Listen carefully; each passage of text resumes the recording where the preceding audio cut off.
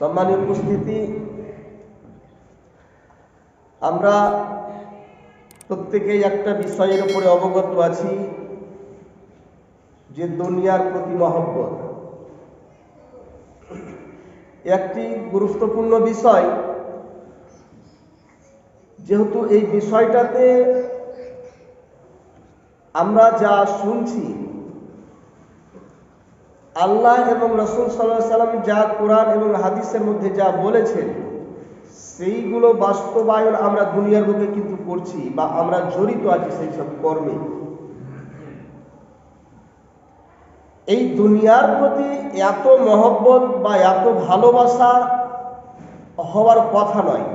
আপনি ইতিহাস খুলবেন, মুফাসসিরগণের ইতিহাস দেখবেন, সাহাবাগণের ইতিহাস দেখবেন এবং নবী রাসূলগণের ইতিহাস দেখবেন যে তারা দুনিয়ার প্রতি আমরা যত মহব্বত করছি, আমরা যত ভালোবাসা দিয়েছি দুনিয়ার প্রতি, এই মহব্বত বা এই ভালোবাসা করা তাদের কাছে ছিল না, আজকে আমাদের কাছে আছে। তো আল্লাহ তাবারাক ওয়া তাআলা বলেন যে বাল তুসিরুনাল হায়াতাদ দুনিয়া, পৃথিবীর মানুষ তোমরা আখিরাতের করতে এই পার্থিব জীবনটাকে তোমরা বেশি গুরুত্ব দিয়েছো, আখিরাতকে ভুলে গেছো।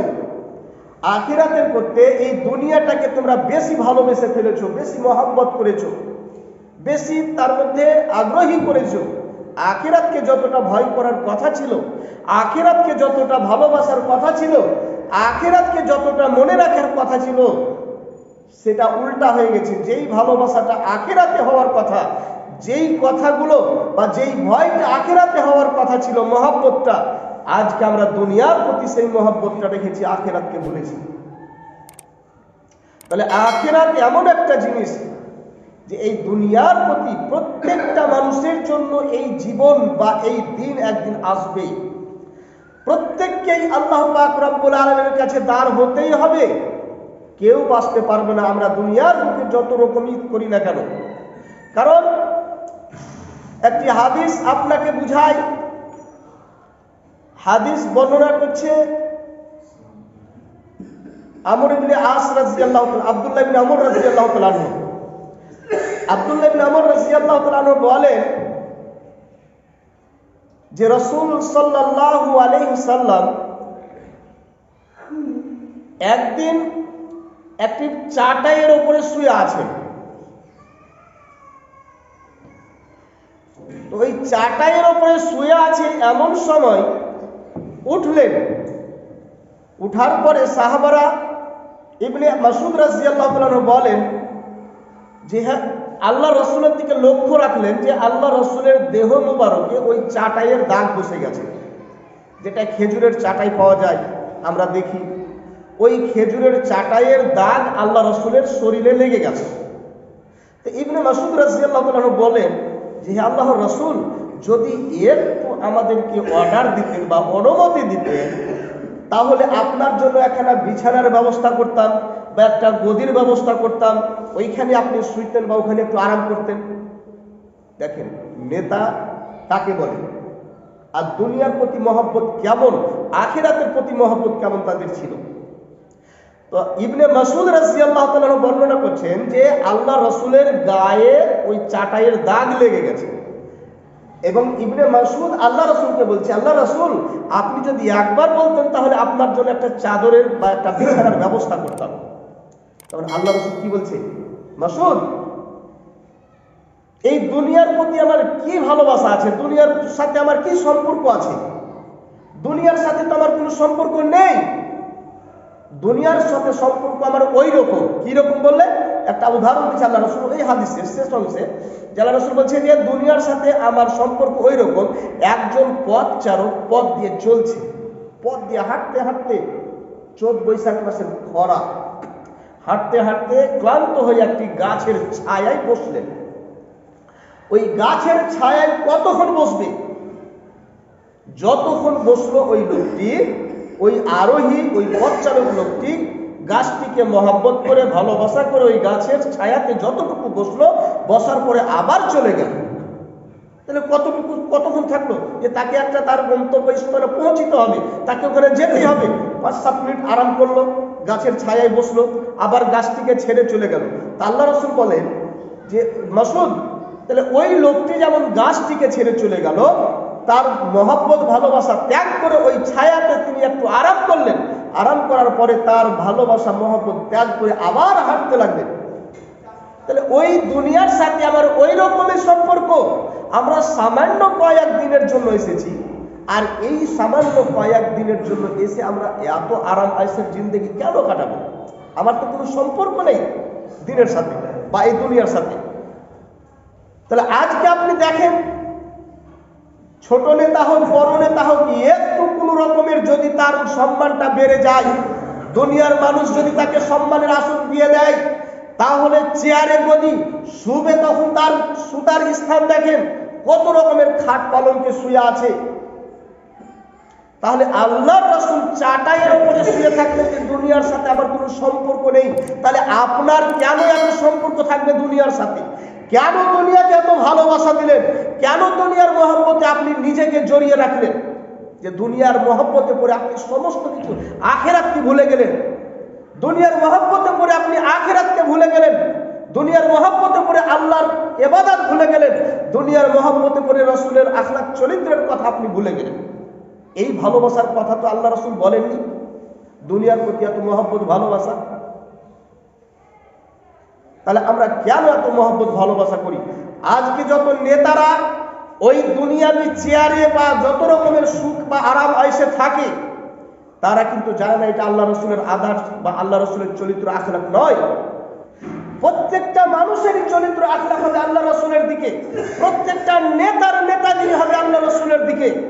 নিজের ইচ্ছা মতো নেতাগিরি করা যাবে না, নিজের ইচ্ছা মতো দুনিয়ার বুকে চলা যাবে না। দুনিয়ার প্রতি মহব্বত এত থাকা নয়। আরেকটি হাদিস যদি আপনাকে বলি তাহলে আপনি নিশ্চিত বুঝতে পারবেন। রাসূল সাল্লাল্লাহু আলাইহি সাল্লাম বলেন, তোমার মধ্যে যদি 4টা গুণ থাকে, তোমার মধ্যে যদি 4টা বস্তু থাকে, তাহলে দুনিয়ার সমস্ত কিছু তোমার কাছ থেকে চলে যাক, তাতে তোমার কোনো দুঃখ নেই, তোমার কোনো ক্ষতি করতে পারবে না। যদি 4টা তোমার মধ্যে গুণ থাকে, অভ্যাস থাকে, বস্তু থাকে, ওই 4টাই বস্তু তোমার জন্য জান্নাত যাওয়ার যথেষ্ট। তোমার এই 4টা বস্তুই হলো আল্লাহ রাসূলের সাথে চরিত্রবান হওয়া। আর আপনার কাছে ধন সম্পদ বালাখানা বিল্ডিং না থাক, কোনো কিছুর প্রয়োজন নেই, কিন্তু 4টা অভ্যাস 4টা গুণ যদি তার মধ্যে থাকে, 4টা বস্তু যদি তার মধ্যে থাকে, এটাই হলো সবচাইতে উত্তম। রাসূল সাল্লাল্লাহু আলাইহি ওয়াসাল্লাম বর্ণনা করছেন যে প্রথম নম্বরে তোমার যেটা বৈশিষ্ট্য, তোমার যেটা থাকবে 4টা গুণের মধ্যে, সেটা থাকবে আমানত রক্ষা করা। আমানত রক্ষা করা, এই গুণটা থাকতে হবে। কোনো মানুষ যদি কোনো কিছু রাখতে দেয়, তাহলে আপনি দুনিয়ার কাছে দুনিয়ার লোভে পড়ে যে এই মালটা মানুষটা আমাকে রাখতে দিয়েছে, এই লোকটার ধন সম্পদ আমার কাছে আছে বা আমি তার হাত নিতে পারবো, বা আমানত সে রাখতে দিল, ওই আমানত যতক্ষণ আপনি আমানতের খেয়ানত যখনই করে দিবেন, তখনই কিন্তু তার চরিত্র আদর্শ নয় রাসূলের চরিত্র। কিন্তু আল্লাহ রাসূল বলছেন কি, যখন আমানত রক্ষা করতে পারবে, তাহলে আমানত আপনাকে রক্ষা করতে হবে। এই গুণ যদি আপনার মধ্যে থাকে, তাহলে অবশ্যই আপনি রাসূলের সাথে আপনার চরিত্রকে তুলনা করা হবে। তারপরে রাসূল সাল্লাল্লাহু আলাইহি সাল্লাম বলেন 2 নম্বরে যে ওই আখলাক চরিত্র, তোমার চরিত্র ব্যবহার। আজকে দেখেন এই চরিত্র কথাটা আল্লাহ রাসূল কিন্তু এই হাদিসের মধ্যে বর্ণনা করেছেন। হাদিস আছে দেখি যে প্রত্যেকটা মানুষের চরিত্র ব্যবহার আখলাক হবে রাসূলের সাথে সাদৃশ্য, রাসূলের সাথে মেল থাকবে। আর এই মৌলভী সাহেব, এই ইমাম সাহেব, ইনি মৌলভী সাহেব, তাও কেন তার চরিত্র এত খারাপ, তাও কেন তার ব্যবহার এত খারাপ? এই কথা পাবলিক বলে যে আলেম মানুষ, মৌলভী সাহেব মানুষ, তবুও কেন তার ব্যবহার এরকম, তার ভাইয়ের সাথে মেল নাই, তার পিতামাতার সাথে মেল নাই। এটা তো রাসূলের আদর্শ নয়, এটা তো রাসূলের চরিত্র নয়। তাহলে আলেমদের মধ্যে কেন এই চরিত্র হবে? যেহেতু আলেমরা বলে যে ওরাসাতুল আম্বিয়া, প্রত্যেকটা নবীর, প্রত্যেকটা আলেম হলো রাসূলগণের ওয়ারিস। কিন্তু এইখানে যদি লক্ষ্য রাখেন যে আল্লাহ রাসূল এই চরিত্রের কথা বললেন, এই চরিত্রটা হওয়ার কথা হবে আলেমদের রাসূলের সাথে মিল থাকা। আল্লাহ রাসূল কি বললেন যে তোমাদের চরিত্রটা উত্তম থাকতে হবে, উত্তম চরিত্র রাখতে হবে। আর আজকে আমাদের চরিত্র কেন রাসূলের সাথে মিল থাকবে না? আল্লাহর রাসূল যা বলেছে সেই দিকে আমাদেরকে লক্ষ্য রাখতে হবে, তাহলে আমরা রাসূলের চরিত্রের সাথে মিল থাকবে। আজকে দুনিয়ার মহব্বতে পড়ে আজকে আমরা টাকা ইনকাম করি, দুনিয়ার মহব্বতে পড়ে আমরা বিল্ডিং বালাখানা আমরা তৈরি করি, কিন্তু রাসূলের চরিত্রের কথা আমরা বলে গেছি যে আমাদের চরিত্র রাসূলের সাথে মিল থাকবে। আরে মানুষটা হাজী সাহেব, তবু কেন তার এত ব্যবহার খারাপ? তার চরিত্র কেন এত খারাপ? আরে সে তো আলেম, তার চরিত্র কেন খারাপ? কেন বলে? একজন হাজীকে লক্ষ্য করে, একজন আলেমকে লক্ষ্য করে মানুষ বেশি। কেন?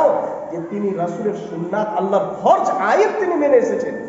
দুনিয়ার প্রতি মহব্বত করেনি, দুনিয়ার টাকা পয়সাকে সমস্ত কিছুকে খরচ করে সেই কাবা শরীফ থেকে হজ করে আল্লাহ রসুলের সুন্নাত তরিকা মেনে এসেছে, তাহলে তাকে বেশি মানুষ ফলো করে এবং আলেমগণকে ফলো করে। তাহলে তাদের চরিত্র কেন এত খারাপ হবে? প্রত্যেকটা মানুষই বলে থাকে এই চরিত্র ব্যবহার রসুলের সাথে সাদৃশ্য থাকবে, রসুলের সাথে মিল থাকবে। আল্লাহ রসুল বলছে তোমার চরিত্র থাকবে সঠিক। তাহলে আমাদের চরিত্র কেন এত খারাপ হবে? আমাদের বৈশিষ্ট্য রসুলের বৈশিষ্ট্যের সাথে মিল থাকবে, কেন আমরা এইভাবে থাকবো? এইগুলো আমরা দুনিয়ার মহব্বতে, দুনিয়ার লোভে পড়ে আছি, দুনিয়ার লোভে পড়ে দুনিয়াতে আমরা টাকা ইনকাম করার জন্য। কিন্তু আজকে যদি আমরা বলি, আবু উমামা রাদিয়াল্লাহু তাআলা আনহু বর্ণনা করেন একটি হাদিস। আবু উমামা রাদিয়াল্লাহু তাআলা আনহু বলেন যে রাসূল সাল্লাল্লাহু আলাইহি সাল্লাম বলেছেন যে আমার প্রভুর সাথে, আমার প্রতিপালকের সাথে কথা হলো। আবু উমামা হাদিসটি বর্ণনা করছে যে রাসূল সাল্লাল্লাহু আলাইহি সাল্লাম বলেন, আমার প্রতিপালক, আমার আল্লাহ আমাকে বলল, হে মুহাম্মদ সাল্লাল্লাহু আলাইহি সাল্লাম, আপনি যদি একটু আমাকে বলেন, আমি আপনার সাথে কথা বলছি। আল্লাহ বলছে রাসূলকে, এবং রাসূল বলছে, হাদিসটি বলছে উমামা রাদিয়াল্লাহু তাআলা যে আল্লাহ রাসূল বলছে যে আল্লাহ আমার সাথে ওয়াদা করলেন। কি ওয়াদা করলেন? যে মক্কার বাতহা নামক পাহাড়, মক্কার বাতহা নামক পাহাড়কে আমি তোমার জন্য সোনায় রূপান্তরিত করে দেব, পুরো পাহাড়টাকে সোনা করে দেব, তোমাকে আমি গরিব রাখবো না। আল্লাহ রাসূলকে আল্লাহ বলছে যে আপনি যদি চান তাহলে আমি মক্কার বাতহা নামক পাহাড়টাকে সোনায় পরিপূর্ণ করে দেব, আপনি গরিব থাকবেন না। মক্কার কাফির মুশরিকরা আপনাকে তো বলে যে আপনি গরিব, মক্কার কাফির মুশরিকরা বলে যে আপনার কাছে ধন সম্পদ নেই, কিন্তু আপনাকে আমি ওই বাতহা নামক পাহাড়টা সোনায় রূপান্তরিত করে দেব, সোনা করে দেব, কিন্তু আপনি যদি চান তাহলে। আল্লাহ রাসূল বলছেন, না হে আমার প্রতিপালক, আমার প্রয়োজন নেই এই সোনা, দুনিয়াবি সুখ, দুনিয়াবি আরাম আয়েশের আমার প্রয়োজন নেই। আমি একদিন না খেয়ে দেখতে চাই, আর একদিন খেয়ে থাকতে চাই। একদিন না খেয়ে থাকতে চাই, একদিন আমি ক্ষুধার্ত থাকতে চাই, আর একদিন আমি পেট পূর্ণ থাকতে চাই। কারণটা কি? আল্লাহ রাসূল কেন ক্ষুধার্ত থাকতে চাইলেন, আর আল্লাহ রাসূল একদিন খেতে চাইলেন, একদিন না খেয়ে থাকতে চাইলেন? কেন? কিন্তু আল্লাহ রাসূলকে তো সোনা দিতে চাইলেন, সোনার পাহাড়। আল্লাহর রাসূলকে আল্লাহ নিজেই বলল যে আমি তোমাকে সোনার পাহাড় দেব, তাতে তুমি রাজি হও। কিন্তু আল্লাহ রাসূল রাজি হলেন না যে আমি একদিন ক্ষুধার্ত থাকবো, একদিন ভরা পেটে থাকবো। যেই দিন আমি ক্ষুধার্ত থাকবো, হে আমার প্রতিপালক আল্লাহ, আমি যেই দিন ক্ষুধার্ত থাকবো সেই দিন আপনাকে, অর্থাৎ তোমাকে আমি স্মরণ করব, তোমাকে আমি কাতর সহ, তোমাকে আমি বিনয় নম্রতা ভাবে তোমাকে স্মরণ করব, ডাকবো। আজকে আমি ক্ষুধার্ত আছি, তাহলে এই ক্ষুধা যখন আমাকে থাকবো, আমি যখন এই ক্ষুধা অবস্থায় থাকবো, তখন তোমাকে স্মরণ করবো বেশি বেশি করে। আর যেই দিন পেট পূর্ণ করে আমি খেয়ে নিব, সেই দিন আপনার শুকরিয়া আদায় করব। তাহলে আল্লাহ রাসূল ধন সম্পদ চাই না, তাহলে আপনারা তো ধন সম্পদের কিসের প্রয়োজন? আপনার তো সামান্য হলেই চলে যাবে, আপনার তো সামান্য কিছু হলেই চলবে, কিন্তু আল্লাহ রাসূল চাইলেন না। আল্লাহ রাসূল পাহাড়, সোনার পাহাড় চাইলেন না। শুধু একদিন খায়, একদিন ভরা পেটে, একদিন ক্ষুধার্ত অবস্থায় থাকতে চাইলেন, যে এই জন্য আল্লাহকে বলবে না, আল্লাহর শুকরিয়া আদায় করা যাবে, আল্লাহকে অন্তর থেকে ডাকা যাবে। কিন্তু আজকে আমাদের তো সুখ আছে, আমাদের টাকা পয়সার অভাব নেই, আমাদের কোনো কিছুর অভাব নেই, আমাদের ঘরে খাবার আছে, তার জন্য আল্লাহকে ডাকি না। আমাদের পরনে কাপড় আছে, তার জন্য আল্লাহকে ডাকি না। আল্লাহ যদি আজকেই আপনার রিজিকটা বন্ধ করে দিত, আল্লাহ যদি আপনার রিজিকটা আজকেই কেড়ে নিত, তাহলে আপনারা দরিয়া প্রত্যেকেই মসজিদে এসে আল্লাহর ইবাদতে মগ্ন হয়ে যেত। কিন্তু এই জিনিসটা তো আল্লাহ করেন না। আপনার রিজিকটা আপনাকে ভরপুর দেয়, আপনার বিল্ডিং বালাখানা তো করে দিয়েছে। এখন যদি আল্লাহ পাক রব্বুল আলামিন এখানে ভূমিকম্প দিয়ে আপনার জমিনকে, আপনার বালাখানাকে যদি ধসিয়ে দিত, মাটির তলে মিশিয়ে দিত, তাহলে এখনই আপনি এই মসজিদে এসে আল্লাহর জিকির আজকারে মগ্ন হইতে, কিন্তু আপনার পেটে ক্ষুধা নেই, আপনার বিল্ডিং এর অভাব নেই, আপনার জমি জায়গার অভাব নেই, এই জিনিস তো আপনাকে করেননি। তার জন্য আল্লাহকে আপনি ডাকেন না। আল্লাহকে ডাকবেন কখন? দুনিয়ার মহব্বতে আপনাকে ছেড়ে দিয়ে ঘেরা আছে, দুনিয়ার মহব্বত আপনার বেশি করে ফেলেছেন, তার জন্য আজকে আপনার এই অবস্থা। তাহলে আপনি কেন আল্লাহ রসুলের ইতিহাস দেখেন, সাহাবাগণের ইতিহাস দেখেন। আল্লাহ রসুল চাটায়ে শুয়ে সে দিন কাটালেন, আল্লাহ রসুল একদিন খেয়ে না খেয়ে দিন কাটালেন। আয়েশা রাদিয়াল্লাহু তাআলা আনহা বর্ণনা করেন যে আল্লাহ রসুল যখন মৃত্যুবরণ করেন, আল্লাহ রসুল যখন মৃত্যুবরণ করেন 2 দিন শুধু 2 দিন জবের রুটি খেয়েছিলেন, কিন্তু আল্লাহ রসুল তৃপ্তি পেতেন না। জবের রুটি খেয়ে আল্লাহ রসুল মৃত্যুবরণ করেছে। আজকে আপনি আমি প্রত্যেকেই মারা গেলে বেদানার রস, আঙ্গুরের রস মুখে ঠুসিয়ে ভরে দেয় মানুষে। আপনার জন্য আছে, আপনার অভাব নেই, তার জন্য আপনি আজকে আল্লাহকে ভুলে গেছেন। কিন্তু আয়েশা রাদিয়াল্লাহু তাআলা আল্লাহ রাসূলের মনে তৃপ্তি এলো না, আল্লাহ রাসূল শান্তি পেল না, শুকনো জবের রুটি খেয়ে মৃত্যুবরণ করলেন। আবু হুরায়রা রাদিয়াল্লাহু তাআলা আনহু রাস্তা দিয়ে চললেন, যেতে লাগলেন, যেতে যেতে এমন একটা দল, এমন একটা কওমের সাথে সাক্ষাৎ হলো, এমন একটা দল, এমন একটা কওমের সাথে সাক্ষাৎ হলো, সেখানে তারা ছাগলের মাংস, ভুনা হওয়া ছাগলের মাংস তারা ওইখানে ব্যবস্থা করলেন। আবু হুরায়রা রাদিয়াল্লাহু তাআলা কে ডাকলেন যে আবু হুরায়রা এসো আমাদের সাথে খাও। সেই সময়তে বাচ্চা ছাগলের ভুনা হওয়া মাংসটা খুব সুস্বাদু খাবার সৌদি আরবে। আবু হুরায়রাকে ডাকছে যে আপনি আসেন আমাদের সাথে খান। আবু হুরায়রা বলছে আমি খাবো না, আমার রাসূল 2 দিন শুকনো জবের রুটি খেয়ে ইন্তিকাল করেছে, আমি এত আরামের খাবার খাবো কেন? আবু হুরায়রা খেলেন না, ওই ছাগলের মাংস খেলেন না। রাসূলের প্রতি মহব্বত আর আপনার মহব্বত, আপনি তো আল্লাহর শুকরিয়া আদায় করেন না, আপনি তো রাসূলের চরিত্র দিকে একবার ঘুরেও তাকান না, রাসূলের চরিত্রটা কেমন ছিল, রাসূলের আখলাক কেমন ছিল। আবু হুরায়রা কি করলেন যে না আমি এই খাবার খাবো না, আল্লাহ রাসূল 2 দিন শুকনো জবের রুটি খেয়ে ইন্তিকাল করেছেন, মারা গেছেন, আর আমি এই রুটি খাবো না, এই ছাগলের মাংস আমি খেতে পারবো না। রাসূলের প্রতি মহব্বত দেখেন। আজকে আমরা কিসের এত অহংকার? কেন আমাদের দুনিয়ার প্রতি এত মহব্বত থাকবে? কেন আমাদের দুনিয়ার প্রতি এত লোভ লালসা থাকবে? কেন আমরা আল্লাহর ইবাদতে মগ্ন হতে পারি না? কেন আমরা আল্লাহর জিকির আজকার করতে পারি না? কেন আল্লাহকে আমরা গভীর রাত্রে উঠে ডাকতে পারি না? গভীর রাত্রে থাক, দিনের বেলায় তো আমাদের ডাকার সুযোগ হয় না, সময় হয় না। ইতিপূর্বে আমি একটা হাদিস আপনাদেরকে বলেছিলাম যে রাসূল সাল্লাল্লাহু আলাইহি সাল্লাম বলেন, যারা বলে যে আমরা সালাত করব, নামাজ পড়ব বা জিকির আজকার করব, সময় নেই, আমরা সময় পাই না, মাঠে ঘাটে কাজ, অফিস আদালতে কাজ, এই কাজ করে আমরা ফুরসত পাই না। কিন্তু আল্লাহ রাসূল সাল্লাল্লাহু আলাইহি সাল্লাম বলেন, যারা দুনিয়াতে বেশি কাজ দেখাবে, যারা দুনিয়াতে বেশি ব্যস্ত থাকবে, আল্লাহ তাদেরকে আরো ব্যস্ত করে দিবে, তাদেরকে আরো ব্যস্ত করে দিবে। ওই ব্যস্ততা তাদের কাছ থেকে কোনো সময় যাবে না, তাদের হাত থেকে কোনো সময় কাজই মিটবে না। আর যখনই তারা ওই ফাঁকে আল্লাহর ইবাদত করবে, ওই ফাঁকে যখন আল্লাহর জিকির আজকার করবে, তখন তাদের কাম আসান হয়ে যাবে, কাজ নেই, কাজ করা হয়ে যাবে, আল্লাহর ইবাদত হবে আর বসেও থাকবে, কাজ নেই।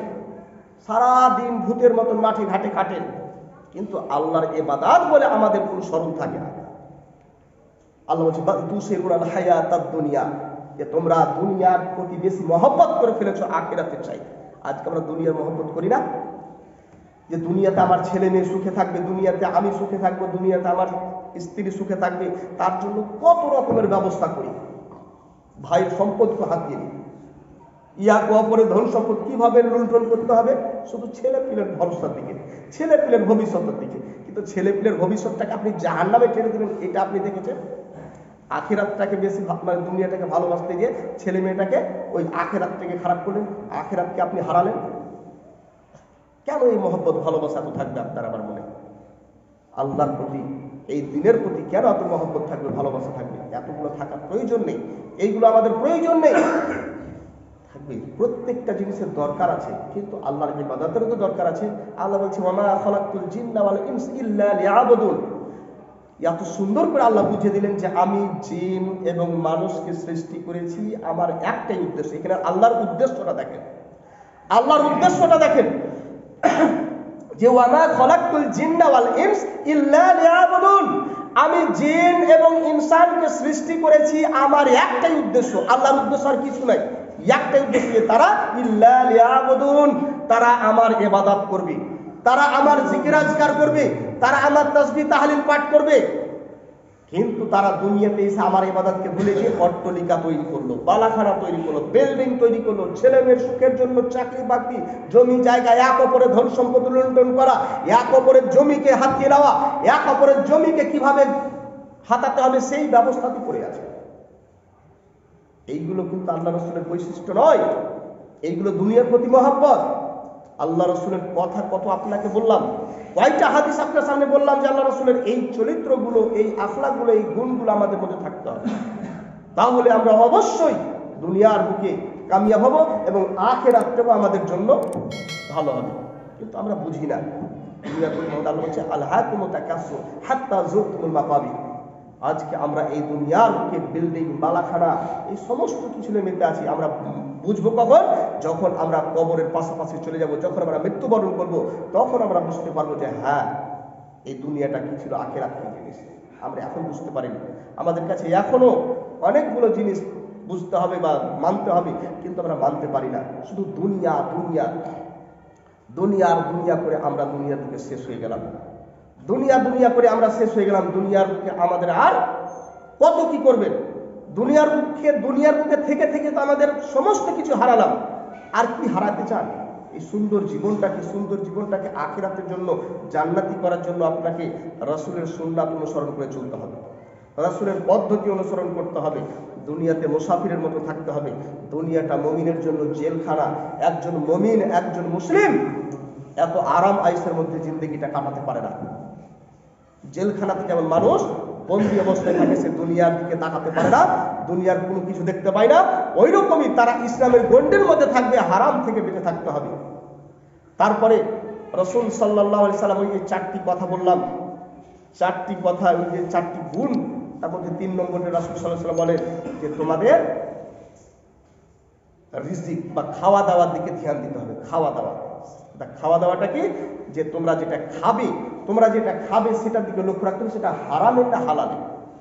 আজকে আপনি যা রোজগার করলেন, এই রোজগারটা হারাম পথে হলো না হারাম পথে হলো, এই কথা বা এই জিনিসটার উপর আপনাকে লক্ষ্য রাখতে হবে।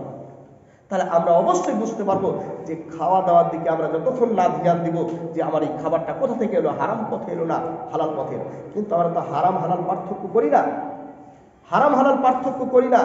যদি হারাম হালাল পার্থক্য করতাম, তাহলে আজকে ভাইয়ের জমি জায়গা, ভাইয়ের টাকা পয়সা, একটা ভাই সুখে আছে, তার সাথে লান্দা ফান্দা ইত্যাদি।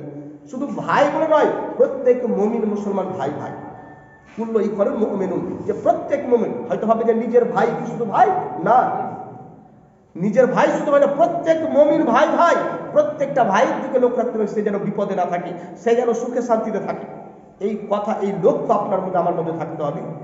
তো যাই হোক, এই আল্লাহ যেন আমাদের দুনিয়ার প্রতি এত মহব্বত ভালোবাসা না রাখেন, আমাদের যেন আখিরাতের ভয় যেন আমরা পাই, এবং আখিরাত যেই জিনিসটাকে আল্লাহ ভয় করতে বলেছেন, আমরা সেই জিনিসটাকে ভয় করে আখিরাত, সেই কুলসিরাত, সেই আখিরাতকে ভয় করে যেন দুনিয়ার প্রতি চলতে পারি।